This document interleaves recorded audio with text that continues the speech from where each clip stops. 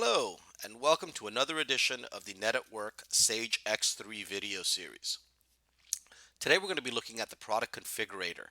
The product configurator is a function within the X3 sales order entry screen, and it allows users to configure a product from scratch based on a series of attributes that you're going to prompt the user for. There are three different components to the product configurator module. The first of which is a product selector, and that allows us to answer these attributes and give us a short list of products that match those attributes, and then we can select which ones we want to add to our order. The second is going to be an options slash variants, which is going to prompt us for a series of questions for a specific product, such as where do we want the exhaust, or what type of flavor or color do we want for this product. And the system is going to have rules that either allow us to select one or multiple products, or as well as cross-sell or upsell any products. And then finally, we have a scenario function, which actually combines the product selector function along with the options variance function to give us a full rule-based product configurator.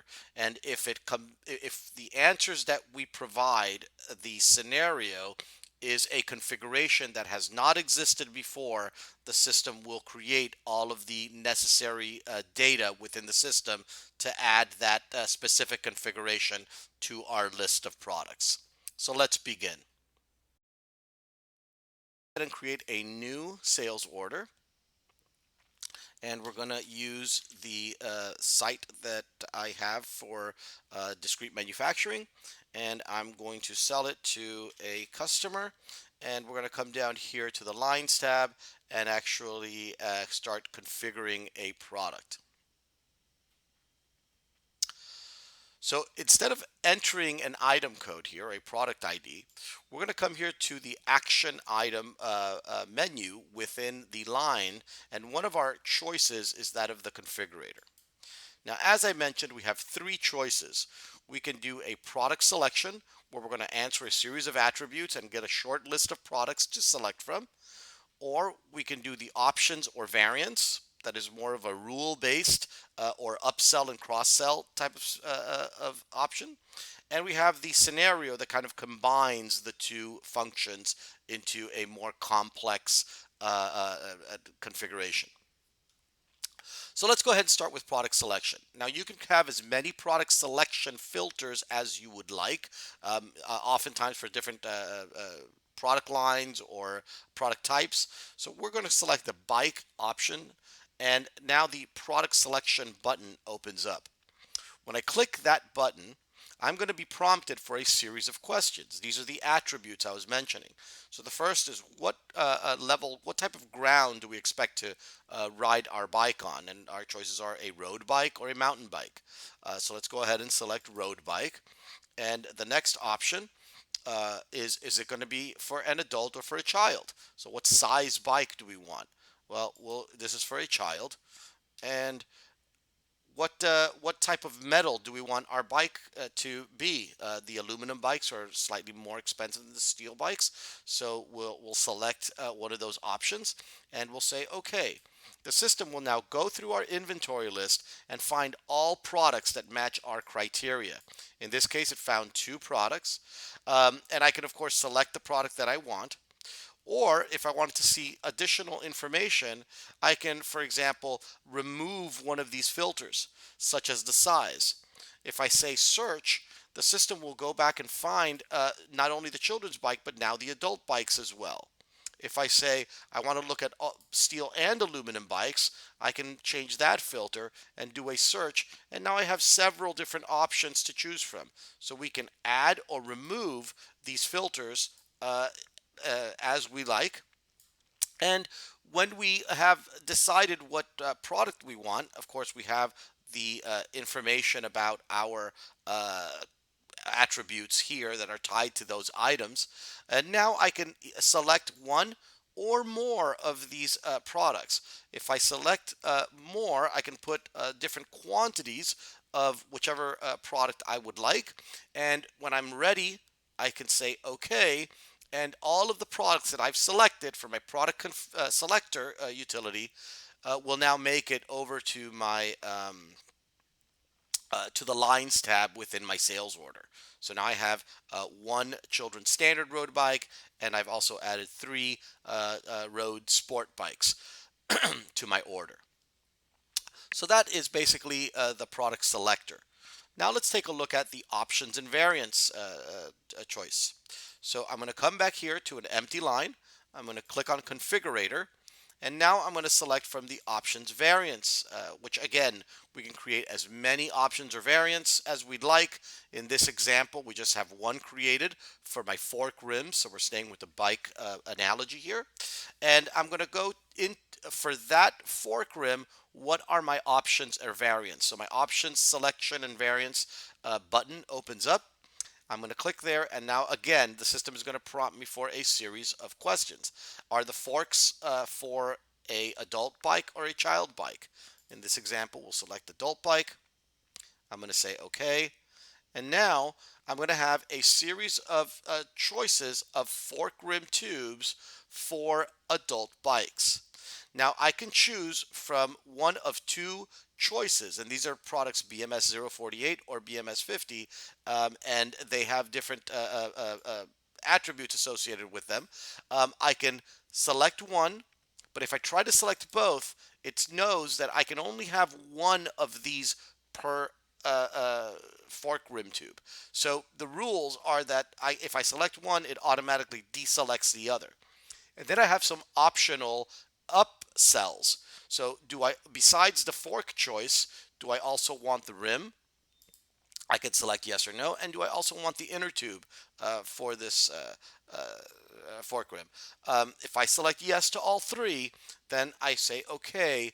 All three products, again, will come and make it into my sales order detail lines tab. So I have the first two items from the product selection and the next three items from my options and variants. Now, let's take a look at the more complex scenario type function, which is what most people really think of when they think of the configurator. I'm going to click here again to an empty line, select the configurator choice, and we're going to now go to our scenario. And here, if I look up, we can have as many scenarios that we've defined in the setup. We're going to select the bike scenario, and now the scenario button opens up. So we're going to click on the scenario. It's letting me know that we've already, when I was practicing for this video, I had already created a bike scenario for that same customer. So it's asking me, do you want the same answers previously? So that if the same customer is buying the same type of product, we don't have to answer all those questions again. But for the purpose of this demo, we're going to say no, and we want to answer all of those questions again. So again, we've seen some of these choices before. What size bike do we want? What type of ground do we want to ride that bike on? Maybe this time it's a mountain bike. What type of metal? It is an aluminum mountain bike that we want. And now we have some other questions such as what type of chain set do we want? We have a single, double, or triple chain set. So let's go with the more complex triple chain set. Also, it's going to prompt for how many gears do we want on our mountain bike. We want 7 gears per chain set, so it's a 21 gear bike. And what is the finish of the bike? These are, again, options or variants. Do we want the standard color? Do we want a bicolor bike or tricolor bike? So we're going to go ahead and go all out with this selection. And now we've answered all of the questions. And now we've got some upsells to do. This is we're going to filter for a saddle. So do we want the adult standard saddle or do we want the comfort saddle? Again, I cannot select both because I'm doing only one bike, so it says multiple selections are not allowed. But I'm going to go ahead and select the standard saddle, and I'm going to say OK. At this point, the system will look for and see whether or not we have created that configuration before. So we're going to search, And I see here that we don't have that uh, configuration created before. So let's go ahead and say OK to our questions. And we're going to validate.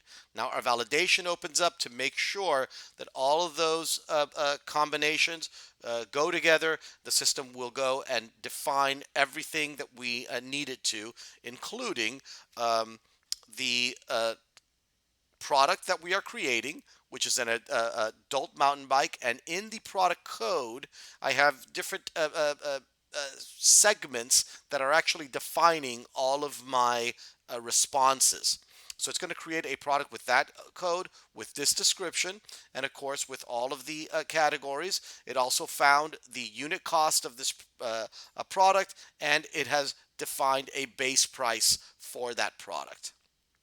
If I scroll down on this same screen, I can see that the system has gone and found all of the components that are going to be made up on this product based on my configuration responses.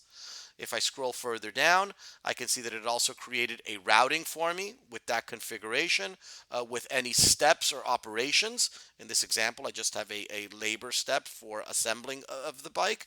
If I scroll down, I can also see all of the what items do I have in stock, what is available, and what is needed, and how much I have, what is short. So I definitely need to purchase some items in order to build this bike. As I scrolled it further down, it has created a standard cost record for this bike, including all of the component and labor cost and any overhead I've allocated prior. So if I am okay with this configuration, I can simply go to my generation, and the system will actually say that the configuration ended successfully and it created this configuration. I can say OK, and the system now I can go and generate a work order for this product, and we can see here again in my lines tab of the order that I now have not only the first two items I've selected and the second three from the options and variants, but I have this product created, which is my adult mountain bike. And I can see all information related to that product. So we might be asking ourselves, how do we um, set all of that up? How does the system know to prompt for those questions? The setup of the configurator is something, of course, we won't have time to go into in detail for this demo, but of course we can train you on how to do it. But just to give you a quick sense, um, the first thing we're going to do is set up our questions and our responses. So, for example, we have a question known as ground, and we have that as the answers, potential answers are road or mountain bike. So we can create those questions and then generate those the same way we can do the metal, such as steel, aluminum, or the finish, which is standard or two color or three color. So these are all the questions and responses that I'm allowing, and I have the ability of having those in different languages with different types of descriptions. Now, I can also then create the configuration selections. So once I have my questions, I can then create this for the product selection, which is, I have a few here.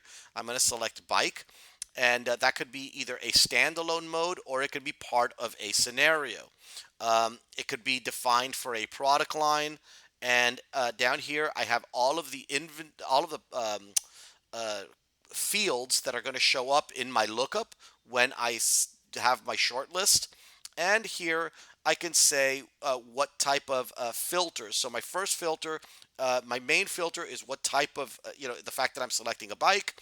And then the attributes that it's going to prompt me for is the ground type, the size, and the metal. And I can have different filter formulas and whether they're and or type formulas. So the system will then generate a list of products that match those attributes. I can also go to my options and variants. Another way of selecting. So again, we saw the fork rim tube. So this is the options or variant for the fork rim tube. It is a standalone. And here I'm showing what fields are going to show in my lookup. And the options and variants are my fork choice. And I have four of them because they are dependent on whether I've selected a child size or an adult size. So I have two child options and two adult options. And then I have some products that I might be able to select as an upsell when I select the fork rim tube.